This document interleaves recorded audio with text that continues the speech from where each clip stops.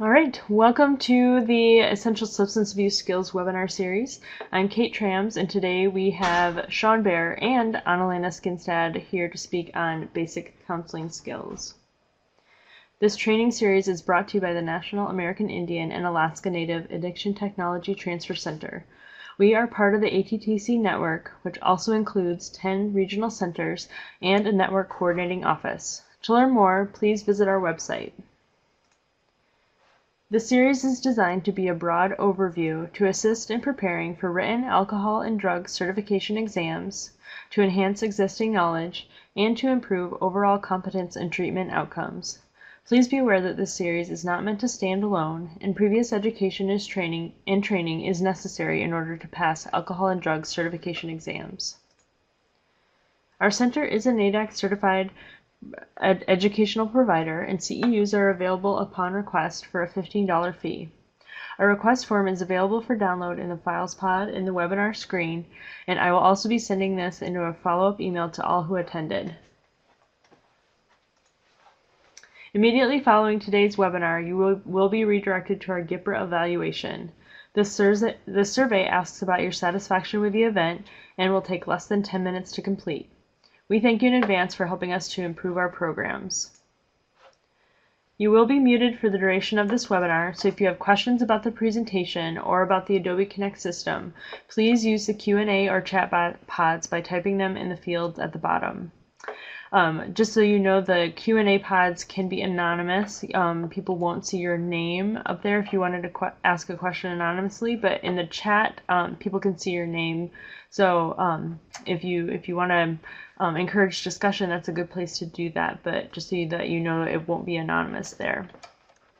Today's speaker is Sean Baer. Sean has been working with the National American Indian and Alaska Native ATTC for a little over 4 years now.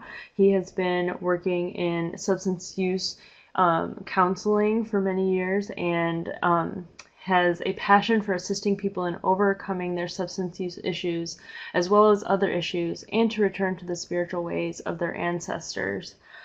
We also are having Dr. Annalena Skinstad, who's getting things started for us today, and she is the director of the National American Indian and Alaska Native ATTC, and she's also now starting the mental health technical transfer center as well, as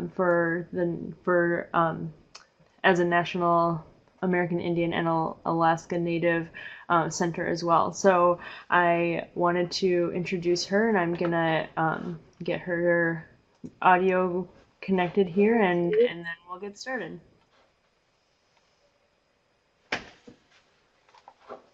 Thank you so much, Kate.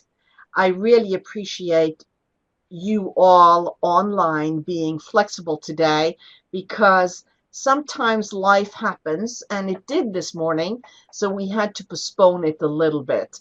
But you will have both Sean and I team presenting.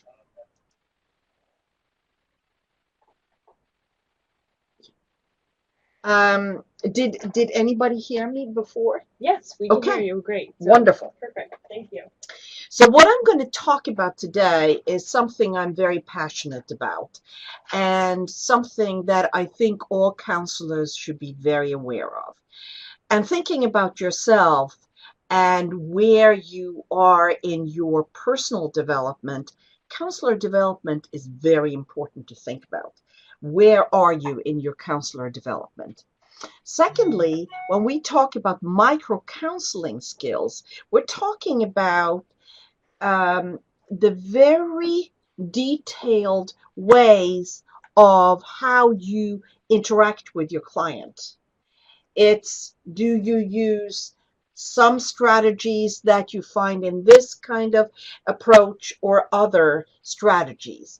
Counseling theories are theories that we have about therapy in general.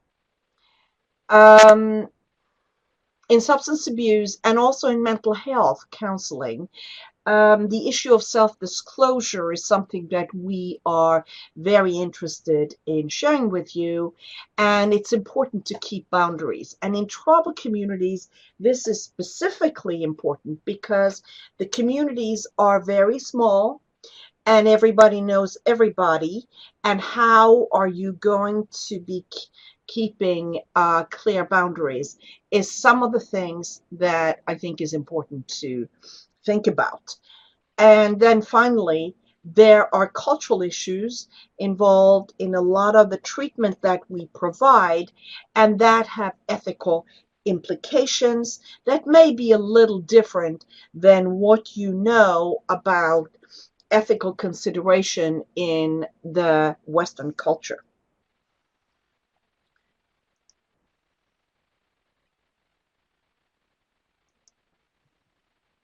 If we think about counselor development, this is one of the ways we look at it.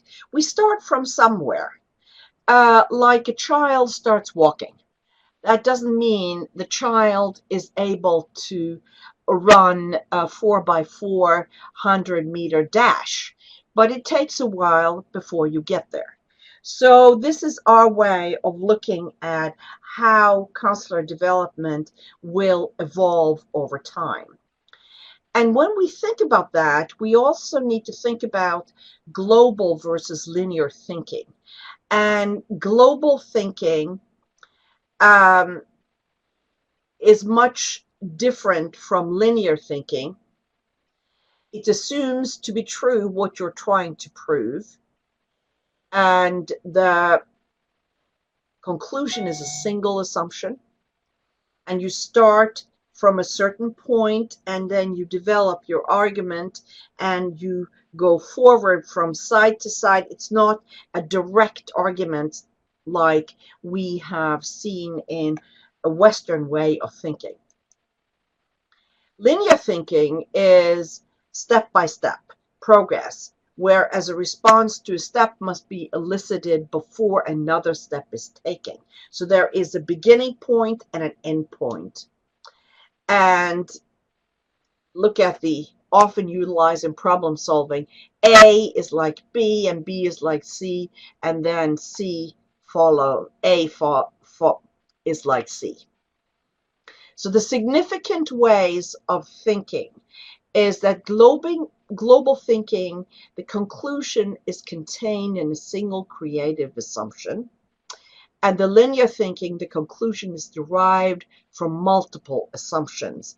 And global thinking is much more what we see in native communities, whereas linear thinking is the Western way of developing an argument. And if you think about the learning process, we learn very differently. Some people learn through visual cues, and others auditory cues or kinesthetic cues. And under each of those ways of learning, you see different ways of using the therapeutic process. So guided imagery is a way of thinking and using the therapeutic process. And for those of you who have used that, we ask people to imagine, visualize a situation. And to give you an example, if you have an anxiety disorder, oftentimes you will ask a client to visualize the worst or the least terrible, and then use images to help the client develop less anxiety. And you can use flashcards. You can, some people use colors, coding, and using mind maps, using way of developing a picture.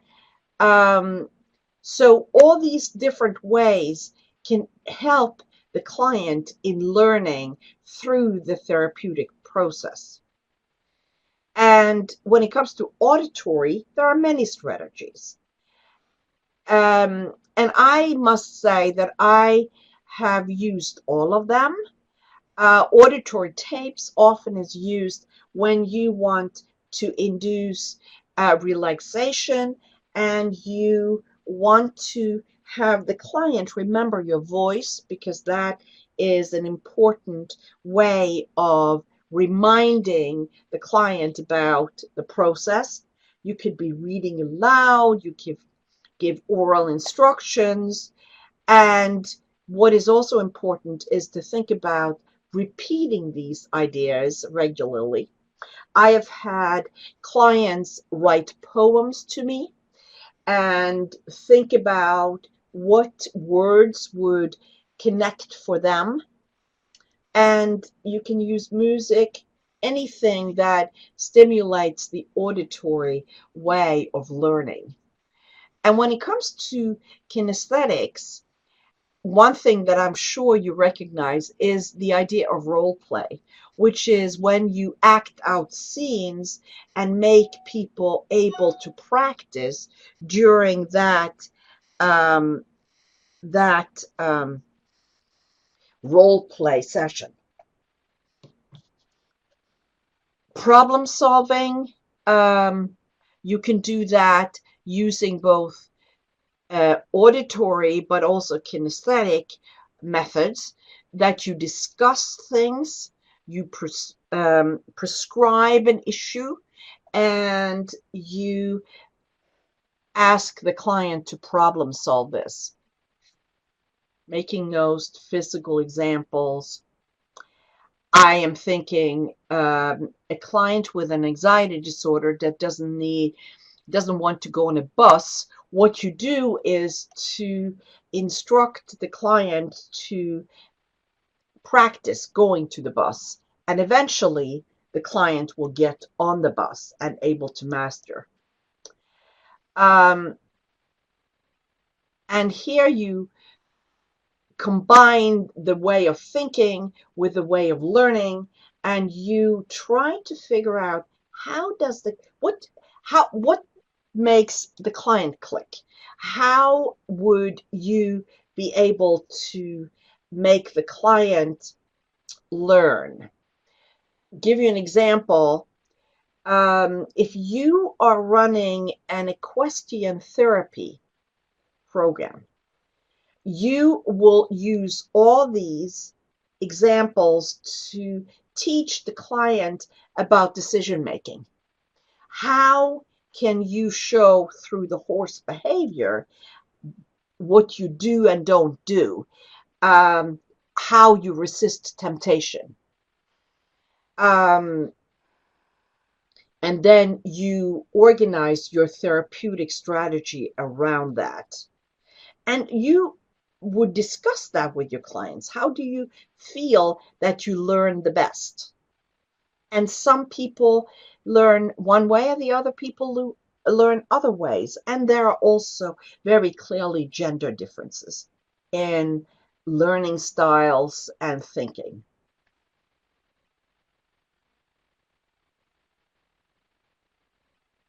And here are a poll question. What kind of learner are you?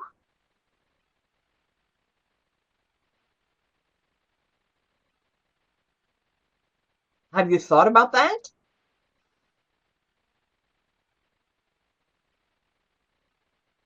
What I suggest you do is to think about this and then note to yourself what you feel more comfortable about, and then think about clients that might have different versions of learning, different ways of learning that you remember. When it comes to the integrated developmental model, it's an old model, but it is still quite conceptually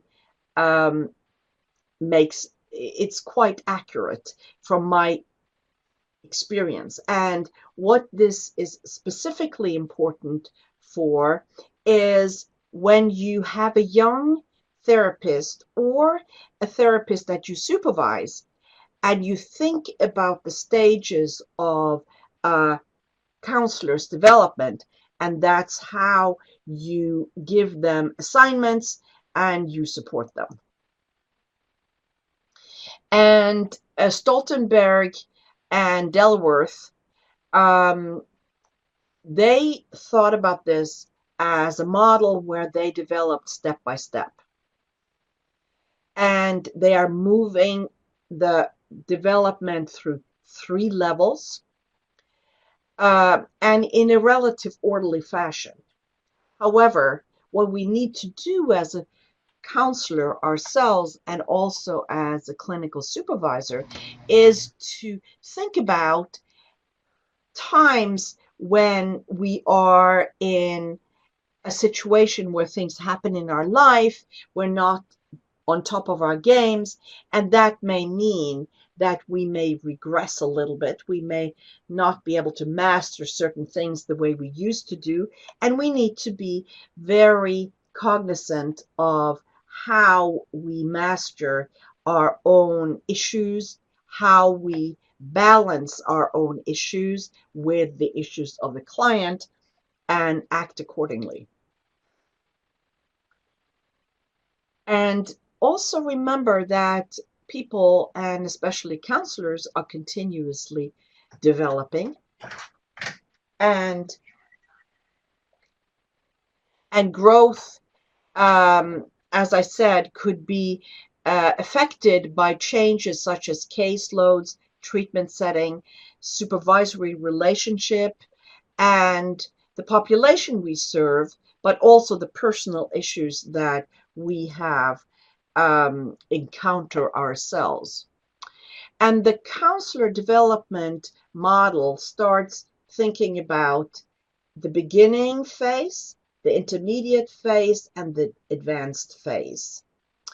And when we look at the overriding structure, the self and other awareness will change according to what stage people are in, and likewise motivation and autonomy. What I want to add to this is that, for those of you who don't know this, I'm Norwegian, and I also have dealt in other models for a counselor development. And in Europe, we never think that a counselor ever is finished developing. And as I usually say to my students, the day I think that I don't need clinical supervision is the day I should stop doing therapy, because that means I may not be aware of myself enough or others. I may have a motivation that isn't as strong as it used to be, and I may feel that I'm too autonomous, which is not a good thing. Let me see here. And the areas we grow in are learning intervention skills, assessment techniques, interpersonal assessment, especially when we do family therapy, client conceptualization, the differences between individual, what kind of theoretical orientation we have, how do we develop treatment plans and goals, and what is our professional ethics.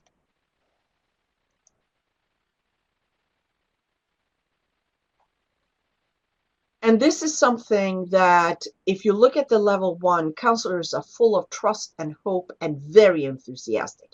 Think about yourself when you were just finished with your degree in social work or in counseling. When you move to level 2, you are a little bit more aware of your own attitudes, your abilities, what you may and may not be good at, and you try to be independent, and sometimes this can be a confusing state. Level 3 is when you are, you've developed you have experience under your belt, and you're able to concentrate. You have developed and demonstrated how good you are, but you have started on a lifelong learning process. You're not ever done. And now I'm going to leave the word over to Sean, and I know Sean is online.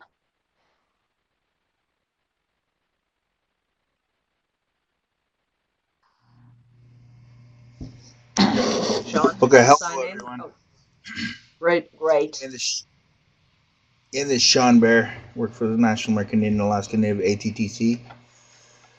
Okay, so right here we'll be getting into a little bit more about microcounseling skills.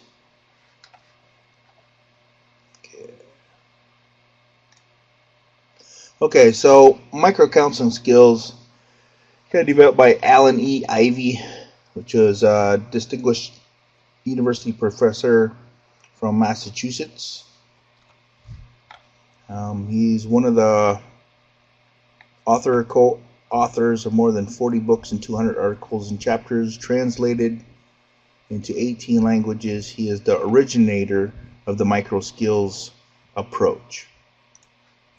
So micro counseling skills, here are two of the books was part of it, was intentional interviewing and counseling, facilitating client development in a multicultural society, and then essentials of intentional interviewing, counseling in a multicultural world.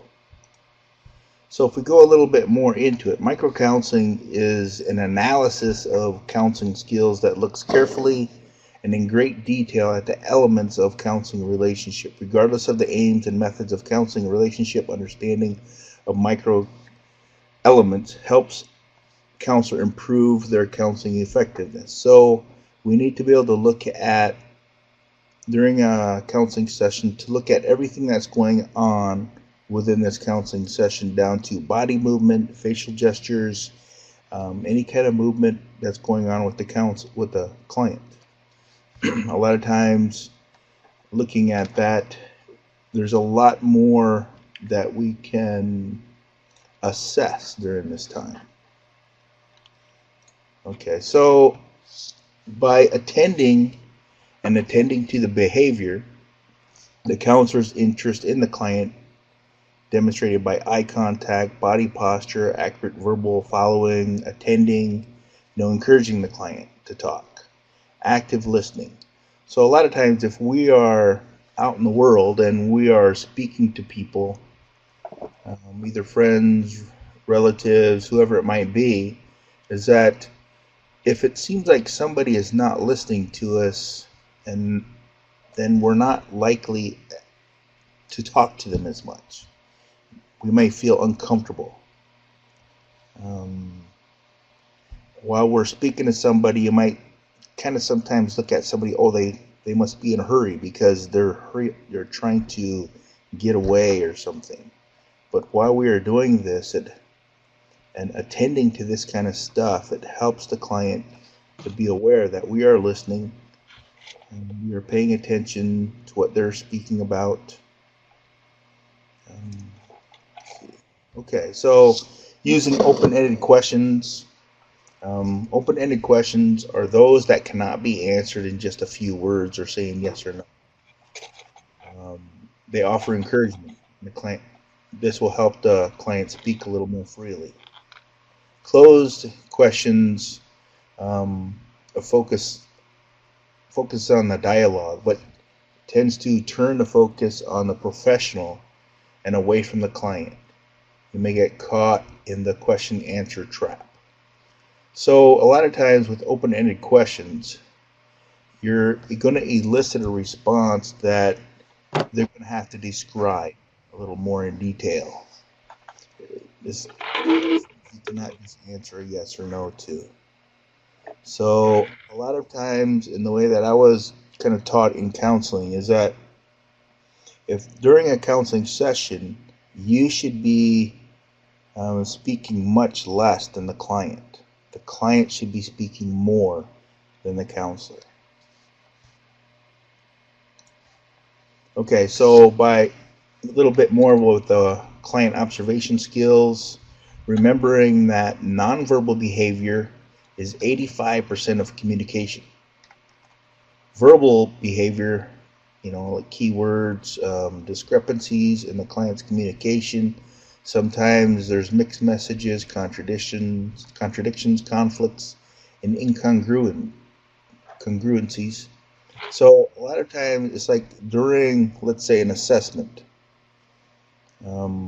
maybe they said that one of the questions was, do you ever get, maybe it's more about like social interactions.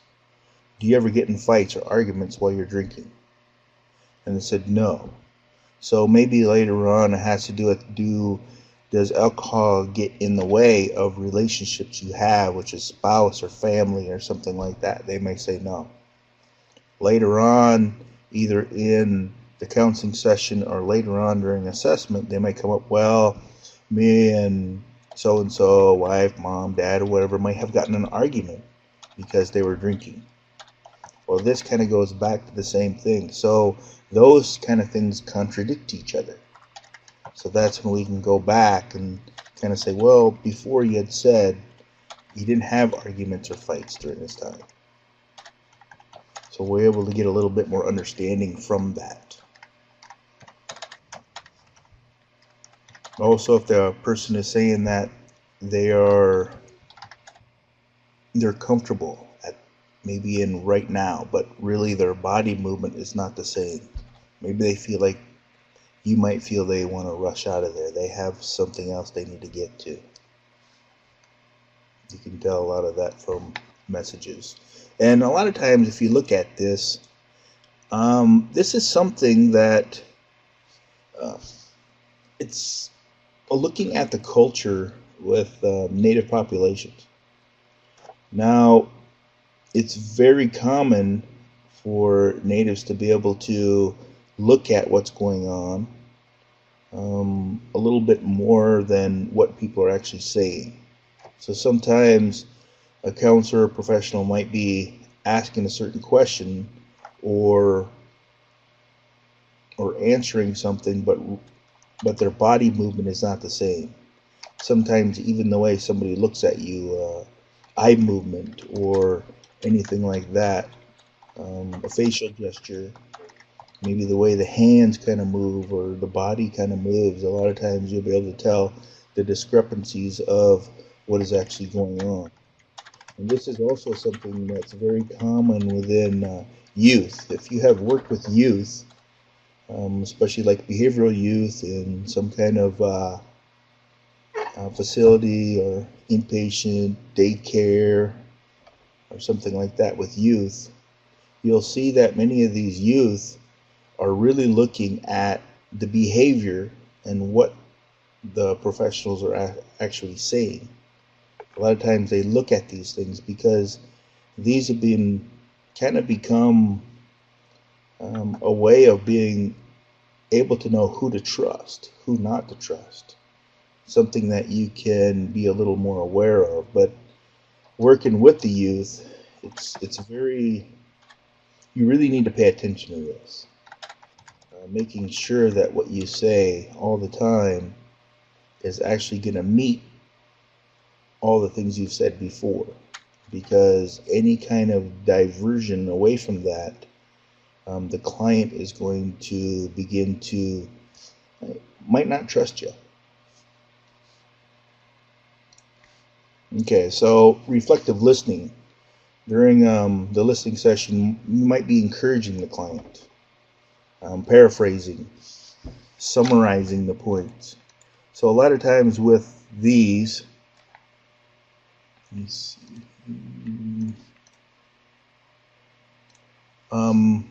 paraphrasing and summarizing. Now, those are sometimes some of the things that are happening in counseling sessions. Paraphrasing is able to repeat back what the client had just said.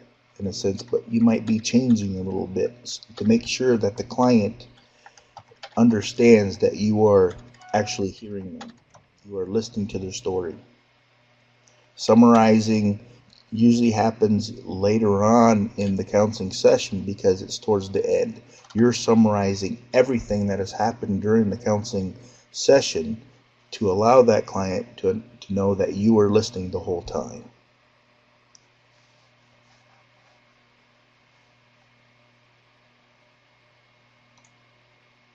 Okay, so I've always said reflection of feelings. That's just the way that I was taught. But reflecting feelings, a client's feelings, either stated or implied as expressed by the counselor. Feelings of the client can be verbal or nonverbal. So reflection of feelings is, let's say they're telling you a story. Maybe this person had walked down the hallway or something like that in school. They might have had an interaction with either a girlfriend, boyfriend, a friend, somebody, maybe a teacher, anybody. But during this story, if you are kind of listening to this, and the way that I do this is in a sense imagining watching them and all this going on. Through that, then we're able to pick up a little more of feelings, emotions that client might have felt, because we might imagine we're the ones going through this. When I was in grad school, there was something we had to do with this. So much of this class period was practicing a lot of these. So we would listening to other people's story, like pretending, like mock interviews, counseling. So when they told a story, we had to be able to let them know what the client was feeling. So you must have been very sad during this. It must have been very hard for this person that you respected to be able to speak to you like this. I think sometimes we need to be able to have a little more practice with this. Over time, it can become a little easier. So reflection of meaning, finding the deeply held thoughts and feelings underlying life experiences. Paraphrase is a thought as reflection is the feeling, and breaks down the complex behaviors into parts. So this might be something like looking at, in a sense, the whole story, like summarizing, in a sense, is looking at the meanings to life, meanings that were going on. It's like, all these things that have happened in your life actually may have led you down this path to be able to help you do what you do today and become who you are today.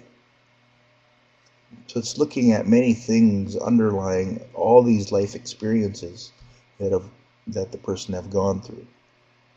And that helps the client to understand that you have an idea of what they're going through and what might be able to help them.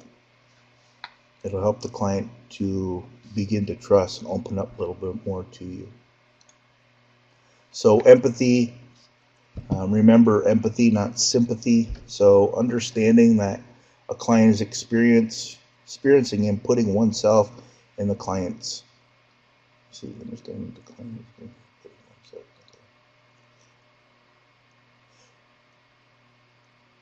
Okay, understanding what a client is experiencing and putting ourselves, in a sense, in the client's place. So this kind of goes back to listening to the client and imagining, in a sense, that is us going through that, or that we're watching. So it allows us to be able to bring about those emotions or feelings or thoughts that might come up with that occurrence. Functions of empathy is builds a firmer relationship with the client, enables the counselor to better understand the client's behavior. Common problems with conveying empathy is that language and cultural differences between client and counselor. So if we Like if they're talking about a ceremonial thing or cultural thing, we might have a little more difficulty in bringing about those emotions or things that might come up about during that time, because to us we might not have the understanding of that culture or of those occurrences. Okay, so poll question number 2 is, which of the micro counseling skills has the most challenge for you? Attending behavior, open versus closed questions, reflective listening, or empathy?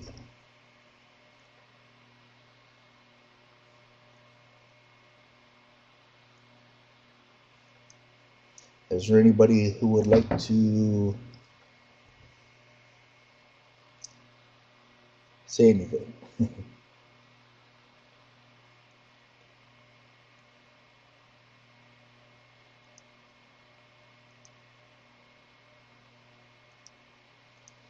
If you do, you can put it in a chat box.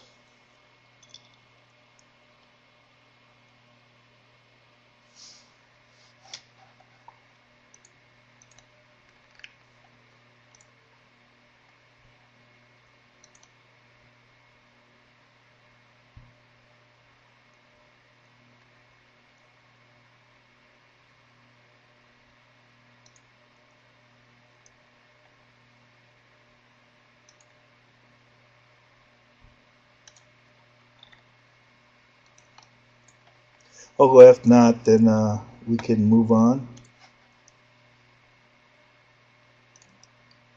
Okay, into counseling perspective theory.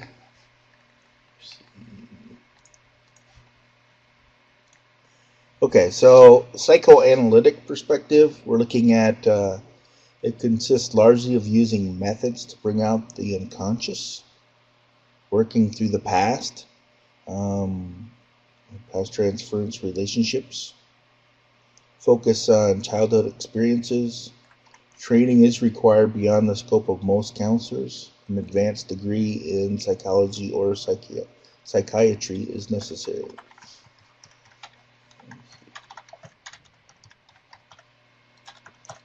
Okay, so looking a little more at this, is it developed by Sigmund Freud. Struggle between life and death instincts at the heart of human nature. Dynamics of the unconscious and its influence on behavior. The role of anxiety motivates us to do something. Personality structure is divided into components as the id, ego, superego, development of personality at various life points. So what he's saying is that people struggle between life and death instincts. So something that drives us towards life and try to keep us, in a sense, from death. Dynamics of the unconsciousness and influence on behavior. So our fears and our drives in life helps us unconsciously, and it influences our behavior. So anxiety, even though we might not always be aware of it, that these fears of what might happen motivates us to be able to try to change those. Of course, they talk about the id, ego, and superego. So some of these are very unconscious. Some of it we're kind of aware of, some of it we're not aware of, and the part that we are aware of all the time. So a lot of times development of our personalities at various life points. While we're a child, we don't have certain things we don't have the information we do as an adult. So some of the id, ego, or superego will be stronger at different points in our lifetime. So then with Erik Erikson, broadened the development of perspective beyond early childhood, establishing balance between ourselves and our social world, crisis and equivalent to a turning point within our life. Ego is developing strengths and ways to deal with life tasks. The ego came to develop these strengths and the personality stages. So after that came Carl Jung, which he was a psychological aspect of personality development during the midlife. So later on in life, we begin to develop a little more of a personality, views humans positively, individualism in a sense, spiritual approach, a meaning to life. Carl Jung had wrote many articles about more of, in a sense, a spiritual part of it with our life. Constant development, growth, and moving toward a balanced and complete level of development. Okay, so looking at the overview of the psychoanalytic perspective, there was some limitations. A lack of ego strength needed for change, biological predisposition, a great responsibility placed on the parenting, such as mothers should be fathers as well. But okay, the costs, contributions of the psychoanalytic perspective was a conceptual framework for looking at behavior. Past experiences may return to the current life. Values and roles of transference. Overuse of ego defense can keep clients from functioning effectively, and the role of early childhood development. So then later came Alfred Adler. His goal is to help clients identify and change their mistaken beliefs about life and thus participate more fully in the social world. They believe that people need to understand and confront those basic mistakes. They also believe that family is very important. There's a cooperative therapy between the clinician and the client. Okay, the limitations were it's difficult to empirically validate the basic hypotheses. A detailed exploration of early childhood, early memories, and dynamics within the family. Contributions, it's helped in working out an action plan to make changes in life. That people are social beings and are goal-seeking decision makers. Subjectively understanding the unique world of an individual and sensitive to cultural and gender issues. Existential Perspective with Viktor Frankl and Rollo May. Remember that, there's a philosophical approach that influences the counselor and client therapeutic process. Is that we are not the victim of circumstance, because to a large extent we are what we choose to be. From that came self-awareness in therapy, a process of searching for value and meaning within life, individual worldview. People are faced with anxiety of choosing to create an identity in a world that lacks meaning. Okay, the limitations, it lacks a systematic statement of principles and practices of psychotherapy, lacks rigorous methods, concepts are abstract, highly focused on philosophical assumptions of self-determination. So the contributions of existential perspective was that the person is the central focus. That emphasis was on the human quality of a therapeutic relationship. Much of what we try to do today. Individuals' freedom to redesign his or her life by choosing awareness.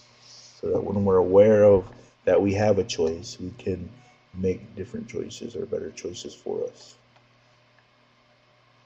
Person-Centered Perspective by Carl Rogers. So it says that we have a capability of self-directed growth. potential for understanding the self, resolving our own problems without therapists, direct intervention. Therapist's role is to be rather than to do something. Focuses on a person, so it's person-centered. Each of us within us by nature a potential that we can realize and through which we can find meaning. An innate striving for self-actualization. So the limitations of those with the therapist tend to be supportive without being challenging. Limited techniques. Therapist training, more emphasis on attitudes of the counselor. All individuals may not have within them a growth potential or ability to trust their own inner directions. So the contributions to today was as stated concepts as testable hypotheses and was submitted to research. Non-directive counseling. Gestalt therapy by Fritz Perls is based on the premise that people must find their own way in life and accept personal responsibilities if they do hope to achieve maturity. So therapists do not aim to challenge their clients, but rather assist in experience all feelings, avoid interpretations, and focus on clients' behavioral and it's technique based. So client self-awareness. The limitations there was a de-emphasis on cognitions.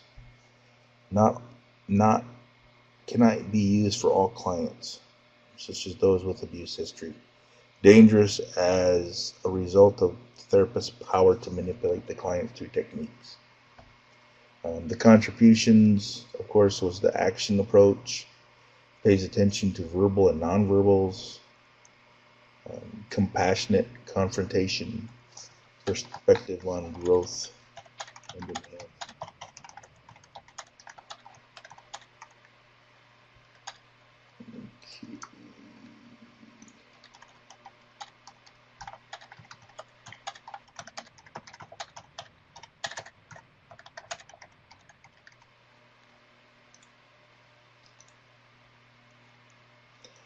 I think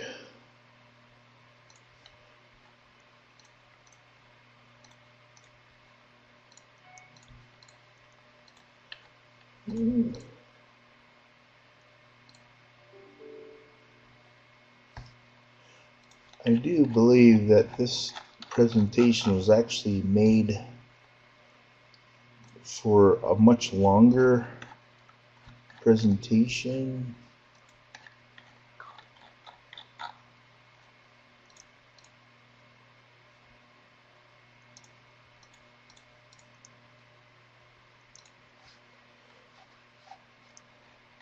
This may have been designed for maybe an hour and a half to 2 hour presentation. So I think we should kind of go further. So with work with clients, we also need to assess readiness to change. And a lot of the stages of change came from Prochaska and DiClemente. Goes from pre-contemplation, contemplation, preparation, action, maintenance, relapse.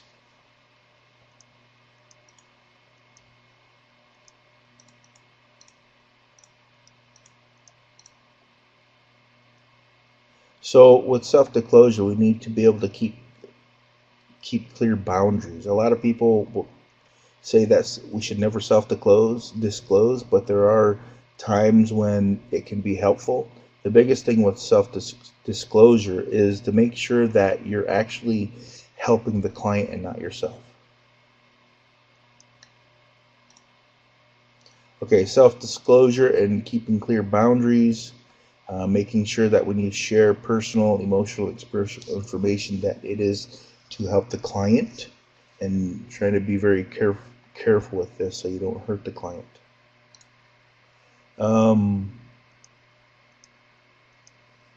Part of this is a slow down or even stop the sharing process. Client may lose confidence in the counselor. Client may move away from self-focus and focus. So a lot of times within substance abuse counseling, there are clients who want people to share about what helped them. And a lot of times working with Native Americans and stuff like that in substance abuse, this is something I've seen quite a bit. They want to know exactly what counselors did that helped them the most. But sometimes if the counselor might share something that goes beyond what the client might need, it can actually hurt them. So we want to be very careful with that. The way that I have always done this is not to share things about myself at all, but to share just things that helped. A lot of times you need to be able to take a little more consideration of exactly what we're sharing and what we need to be careful of.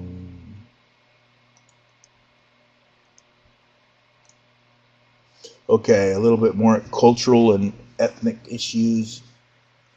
A key element which enhances opportunity for change. So where that has to do with culture. And now you'll see that many of the things going on within the world today, well, not opiates, so realizing that culture needs to be in place when they work with opiates. A lot of the programs that are using with evidence-based practices are realizing that they need to be able to utilize culture within many of these programs. Okay, so what is culture? It's everything that people have, think, or do as members of a community or society. Remembering that material objects, ideas, values, attitudes, and behavioral patterns. A template that shapes behavior and consciousness within human society. It's dynamic, it's shared, but it's also learned.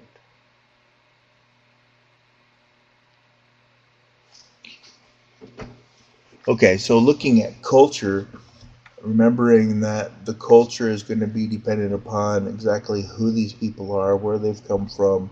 A lot of times they're going to have a shared past, a shared language, shared belief systems, culture, in all the things that they do. Like with the Native community, you would have traditions, you would have the language, you would have the belief systems, possibly ceremonies. A lot of times, though, when you're looking at other tribes and making this even larger, that all the different tribes are not going to exactly have all these same things. The ceremonies are going to look very different. The languages may be very different. But if you're looking at, like, in a sense, larger family basis with language, it can be very similar. Like the Algonquian family from the Northeast up into Canada goes down through many of these states into Michigan, Wisconsin, Minnesota, eastern North Dakota, down through Iowa and into Kansas. So a lot of these are the Algonquian tribes, and they're going to share different different languages, even though there might be a little bit different dialect. They're going to share certain kind of belief systems, traditions. Some of the ceremonies might be very similar. And then when we go to like the Great Plains, in a sense, those, even though Iowa is part of the Great Plains, the main tribe in Iowa is Algonquian. So South Dakota might go up into North Dakota a bit, into some of the belief systems and the same practices they might have in Wyoming or Montana and different areas around there. The Southwest will share some of the same kind of things down that way. So remember looking at the cultural factors within Native communities, and they're going to be different from each other. Okay, so our culture is shaped by our history, Um, yeah, I don't know so much. A lot of natives, we don't really use the word religion in a sense all the time when we're talking about our belief systems, our traditions, um, ethnicity and race, geography, group membership, and culture. Okay, so to addressing model, what does it do? So it gives us a framework for understanding the effective, diverse cultural influences on therapists and clients and their worldviews. Helps us to recognize the areas where we identify with the dominant group and the various minority groups. Becomes more aware of how identification with the dominant group can limit knowledge and experiences of groups we do not identify with. Okay, why is this important? Looking at the knowledge of clients. The salient identities gives us clues to how a client sees the world, how they may behave in certain situations. So the more we do, the closer our hypotheses will be to the client's realities, the greater our credibility, efficiency, and accuracy.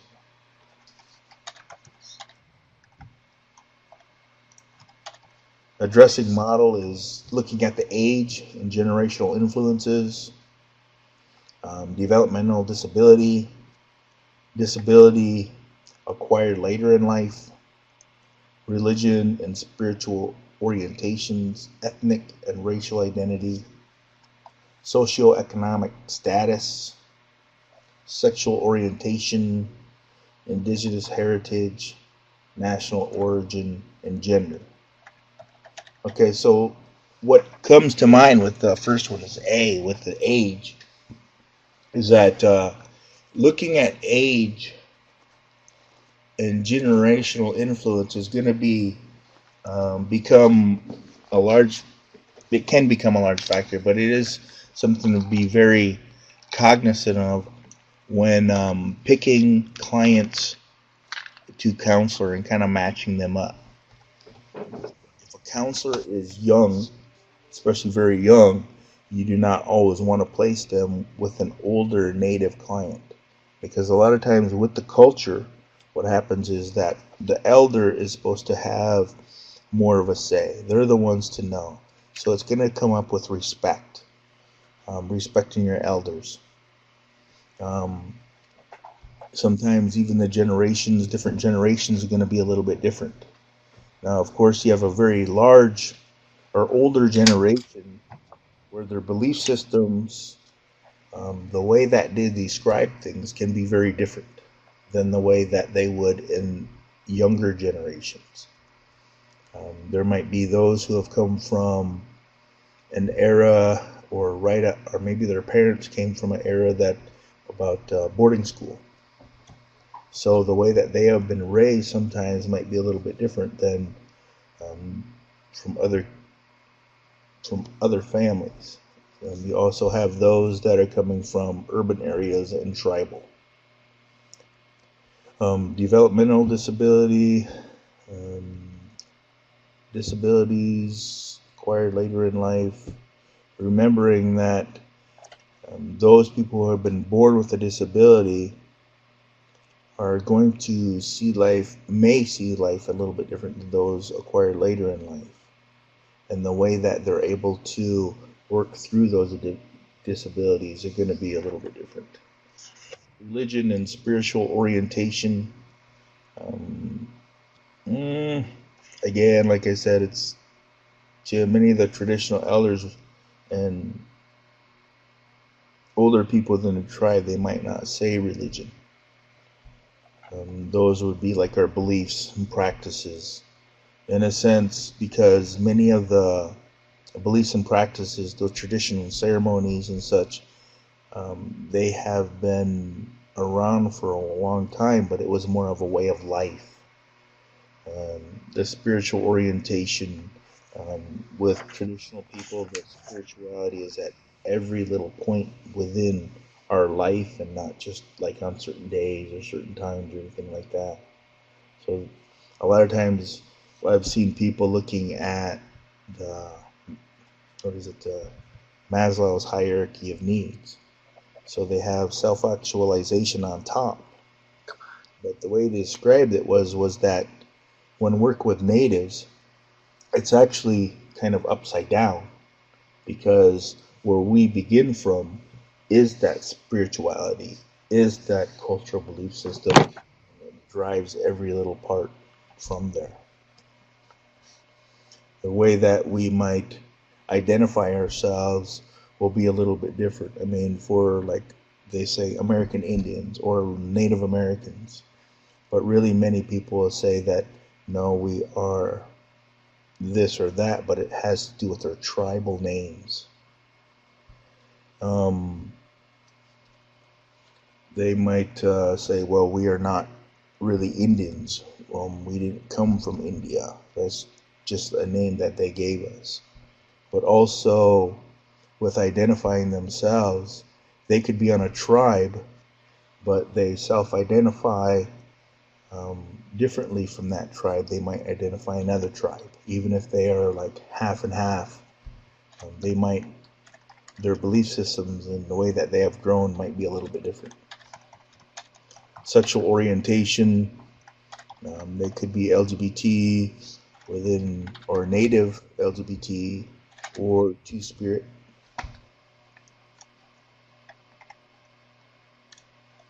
Okay, so privilege versus oppression. We all have addressing areas of privilege and oppression. We tend to be more aware of areas of oppression than we are privileges. Privileged areas present a greater challenge for therapists. We need to consciously work on increasing our awareness about our areas of privilege.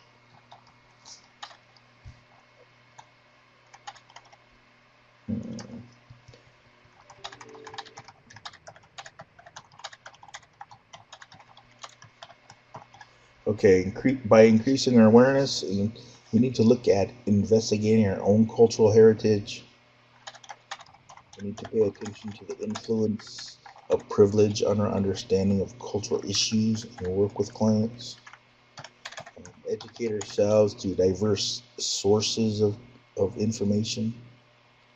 Develop sustained diverse relationships. So learning from diverse groups, not simply learn about diverse groups.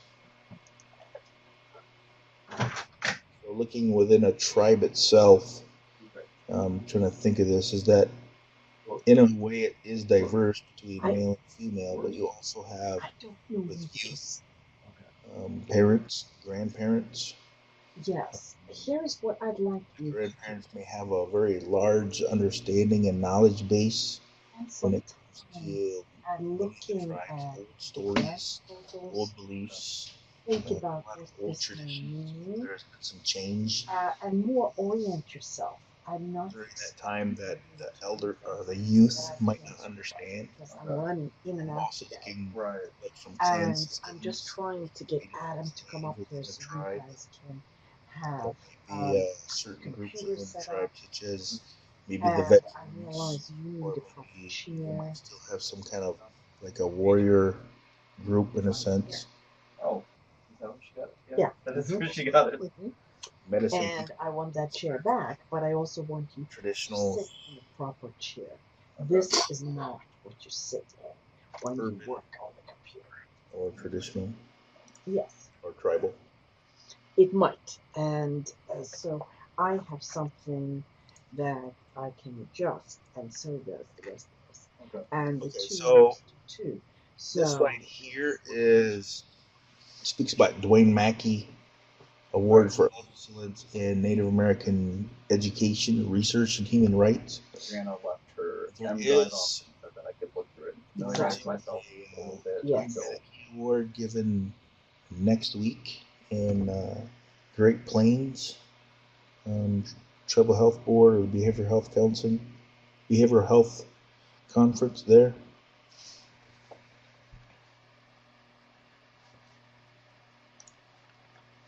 Okay, with Native Americans are 500. Is this correct? 565 federally recognized American Indian tribes and Alaska Native groups in the U.S. More than 250 different languages, different cultures, traditions, histories, identities. In the 2010 census, there was 5.2 million people identified as American Indian or Alaskan Native alone or in combination with another race, up from 4.1 million in 2000. Estimates IHS reserve population is 2 million. I think from the newer statistics, those who identified as American Indian or Alaskan Native is over 2%. Before we were at 1%. I believe it's like 2.018, I think it is. So we've hit over 2% of the population now. Dakota, Lakota, Nakota bands. They're the Santee bands, the Teton Sioux, Yankton Sioux bands. So looking at Sisseton, they have the Marsh or Fish people. And Wahpeton, they have the Leaf Village people, Spirit Lake. People who live at Spirit Lake, the Leaf Shooters, their Indian name. A lot of times, the word of their tribe, so those mean leaf shooters.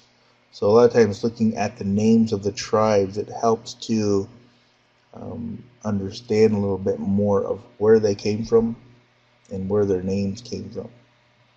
So with the Ogallala, they have scattered ones own people. The Brule, the Burnt Thighs people. The Hunkpapa Oyate, those who camp at the entrance people. The Sanzark, those who have no bows people. Miniconju, those who plant near the water. Two Kettle, two Boilings people. Blackfeet, the Black Moccasin people. The Yankton, those who camp at the edge people. And Yanktoni are the same as above. So these are looking at kind of what most people refer as the Sioux tribes. But we also need to look at a different point in that, is because many of the tribal name with the Sioux, that was given to the Sioux by other tribes. So looking a little bit further at that, we had the different parts of the tribes. They had the Santee and the Teton, the Yankton. A lot of times they might refer to Santee Sioux, Teton Sioux, Yankton Sioux. So these are more of their tribal names. But you'll see within many of the tribal names, a lot of it has to do with people. And it describes where they were or what they did. Maybe where they lived or what they came from, in a sense.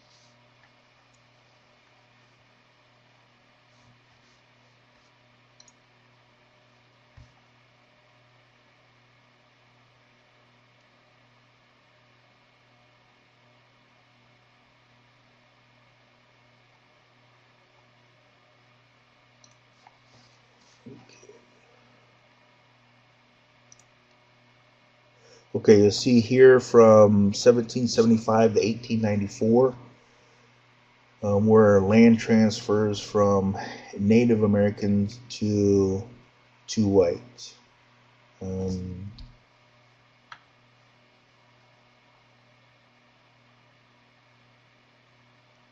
You'll see much of this came from more of the east and worked westwardly.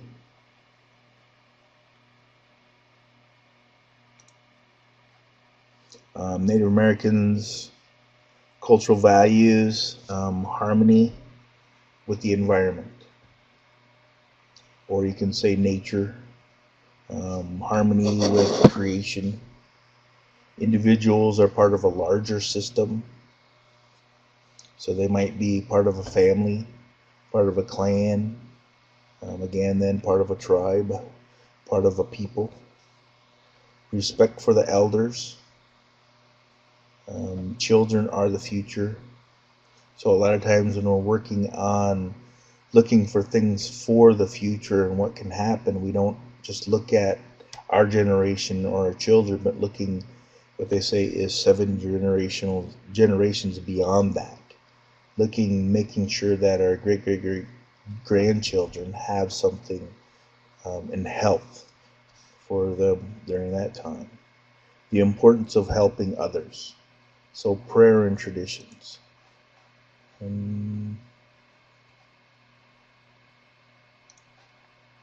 Okay, so interventions with Native Americans. Development of interventions must be considered. So specific socio-political history. Looking at the continuing transfer of unresolved trauma and grief across generations. Socioeconomic conditions, current and past experience of racism and oppression. So one thing I like to say about unresolved trauma and grief across generations, we talk about historical trauma. They know now that can be passed down from generations to generations through the genes. So kind of hereditary, but it doesn't mean that everybody's going to experience the same thing. Also that we all experience trauma within our lives. So we might still have some kind of trauma from childhood, even into our teens and adulthood.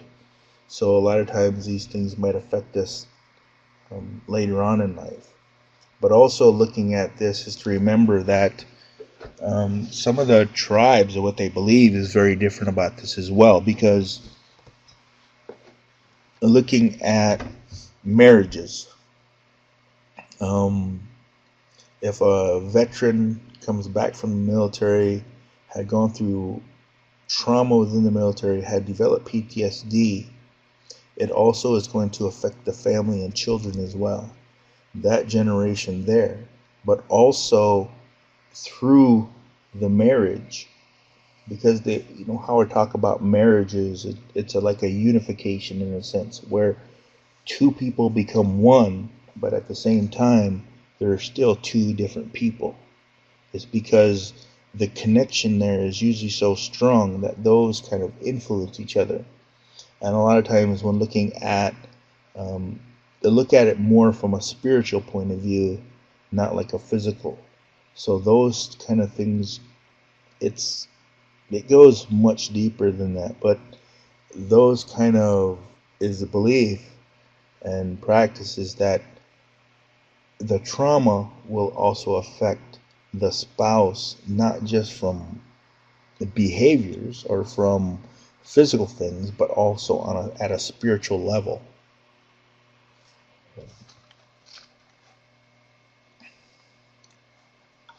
Okay, tips for clinicians. Be aware of the many ways of perceiving, understanding, and approaching health, wellness, and healing. Be careful not to misinterpret or stereotype or otherwise mishandle encounters.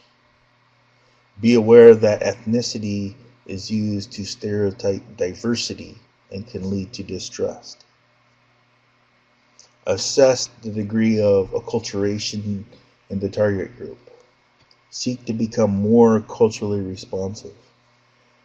Take the risk to discover own biases and stereotypes. So all counselors need to be able to look at the biases we hold, the stereotypes we hold, the information we may believe about a certain people, and to question those in a sense, and challenge those to move beyond those, to be able to look at the truths from the people's point of view. So looking at misinterpreting and stereotyping, or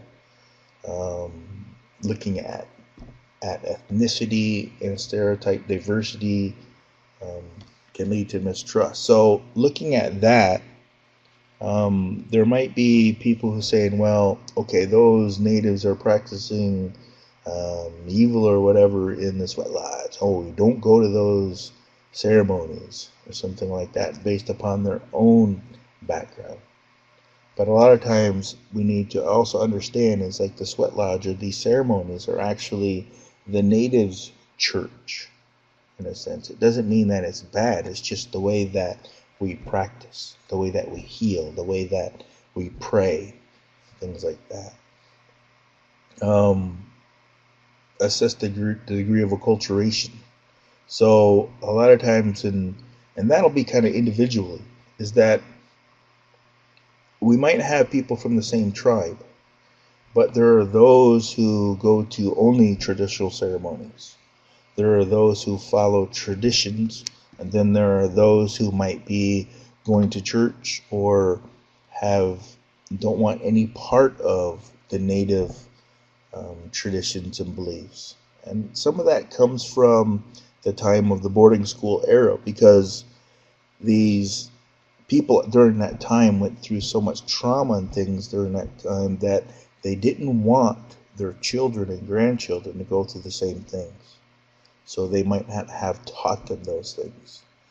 And it's a way of trying to preserve them, to protect them from these things. So those things might not have been passed on to the next generations. Later on, you might have parents or something that said, oh, well, they didn't teach us that. So they might not even know the real reason why those things weren't taught. So then when the children and grandchildren come along and they don't know those, they might have thought that, well, it's because it was bad or something. But then again, a lot of times during the boarding school era, that's what people are being taught, is like, no, you can't follow that, it's bad, that's evil, so you have to follow our way. Okay, cultural considerations, tips for becoming culturally responsive. Primary source of cultural information should be your client. Multicultural skills must be personalized. Learn from your mistakes. Learn to reframe problems. Recognize your biases and cultural perceptions. View psychological problems as social constructs. Okay, so looking a little more at this is, okay, your primary source of cultural information should be your client. Okay, because in a point they might not be the same as the whole group, as the tribe, or even the whole clan system, because even though they might have a clan, they might not have been raised the same way as everybody else within the tribe. You might have people who have actually learned more from their lineage, from their parents and grandparents and stuff that others might have. So a big thing is like learn from your mistakes. I mean, don't take it really hard and try to stay away from all that. But the more we learn, the more we're able to help the clients that need that help.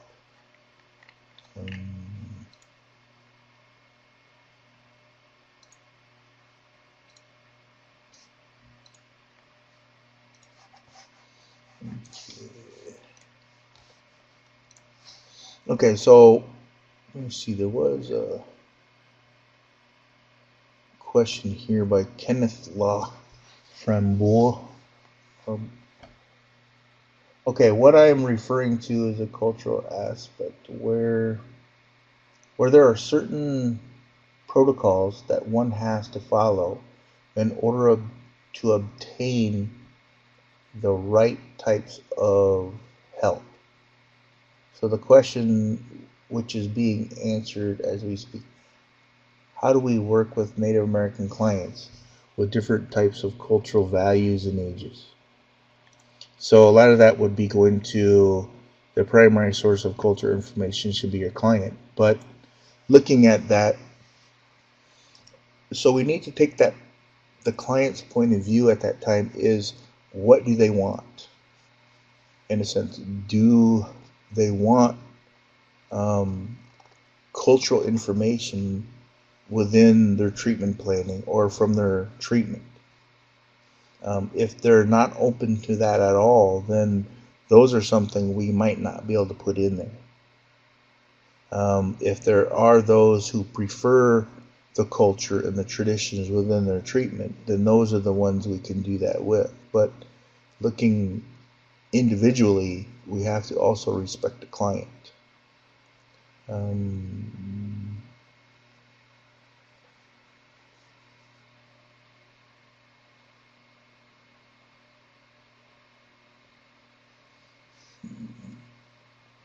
I hope that answered your question.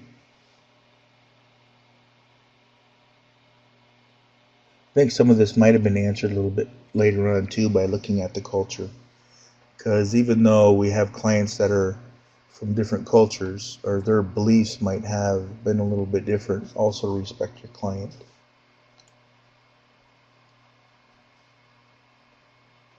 Okay. So next part is just a summary.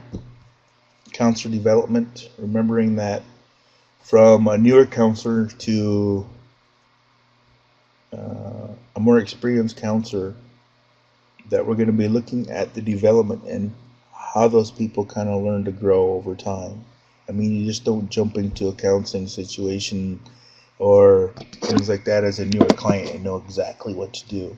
A lot of times we need to be able to look at our supervisors, to be able to ask questions from other counselors. Also, sometimes to be, if you're working with tribes, to look at people within the tribe, those who might know a little more of the culture itself, the belief systems. For instance, we had where I was working before, I think I was the only tribal member on the team then, and there was another counselor walking down the hallway after somebody had passed away on the tribe, and he was whistling, and right away I turned and I was like, oh no, what's he doing? So I kind of went over there, hey, can I speak to you? So I kind of shut the door. I said, I don't know if you're aware of this, but there's not supposed to be any whistling after somebody's passed away. And what? He had never heard that. Nobody told him. But I said, yeah, so there's certain things that are not supposed to be done on the tribe when somebody passes away. I mean, if other things come up, it's like you can always ask me, you know, what are the practices on the tribe and what should be done or not or cannot be done. So during this time too, we might have clients that won't come to the meetings because that's part of their family. So a lot of times those are actually at all them ceremonies, and they're usually lasting all day long. So sometimes into the night or all night long. So the microcounseling skills, I mean, looking at, sometimes we can get the practice by watching other people as we speak, paying attention to the body movements, paying attention to eye contact or what person might be looking at, any kind of like facial gestures.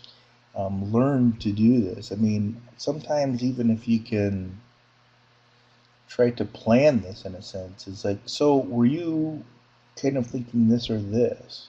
So try to get feedback from each other. A lot of times those might help in knowing whether you are getting these things correctly.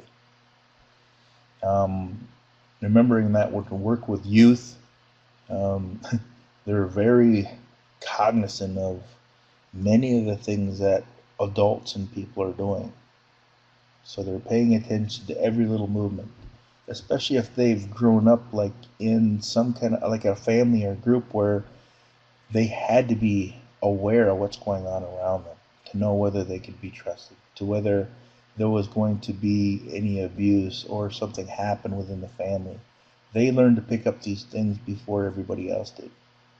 So looking at your counseling theories, remembering though that counseling theories and the way that people go is, it's good to learn a little bit about every theory there is. that gives you a much broader kind of library and to work with different clients. So, and one thing we were taught before is like you need to develop your own counseling style. Learn from all these.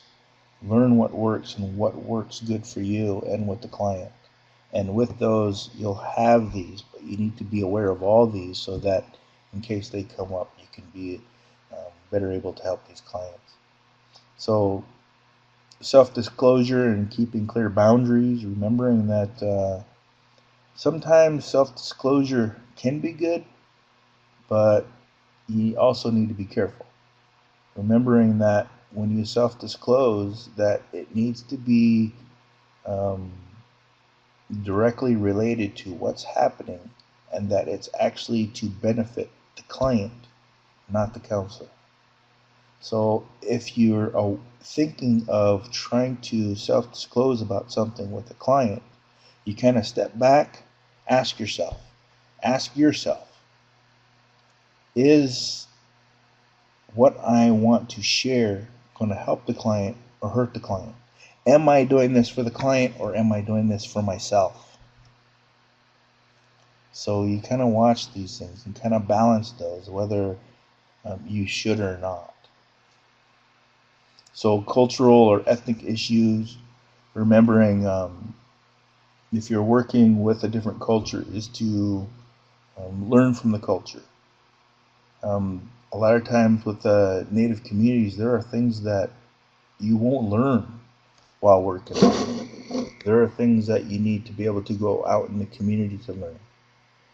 Out into where events are happening. You know, maybe if you meet somebody within the tribe or something that can help you to understand those things a little bit better, that will be really helpful. There are just, it's like they have teachings or things within the tribe that are not ready available to everyone. So sometimes a family might have a certain kind of information that other families don't. Spiritual people, healers, medicine people might have information that everybody else doesn't understand. So, and a lot of those spiritual kind of teachings and stuff is not always going to be just shared with everyone. It has to be able to be approached them in the right way. And sometimes those might require tobacco to be able to give to the person so that they can speak about it. Because tobacco is more like a protection. I hope that is helpful to you all. Do you have any questions?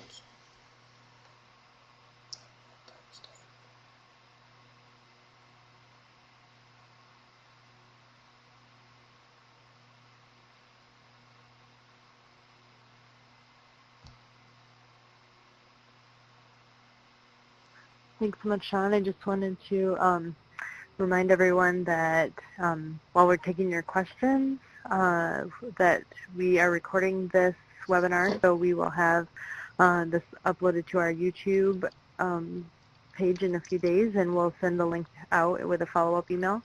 We'll also send out a form to fill out if you'd like to request the EUs for attending, and handouts of the presentation as well. So feel free to share those with colleagues and share the link. And then again, we will have a GIPRA evaluation, which we would love to have you fill out once we finish up here. So you should be redirected to that in your browser's window once you close, but if not, the link will also be sent out in that follow-up email in the next couple of days. And it doesn't look like we have any questions at this point. So Sean, is there anything final you wanted to say before we finished out? No. Unless they have a question or something. No.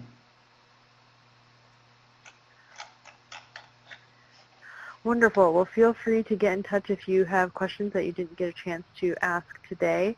But with that, we just want to thank you so much for joining us today, and thanks for your patience as we got started a little late. But we look forward to having you with us next time, and hope you join us again. Thanks so much.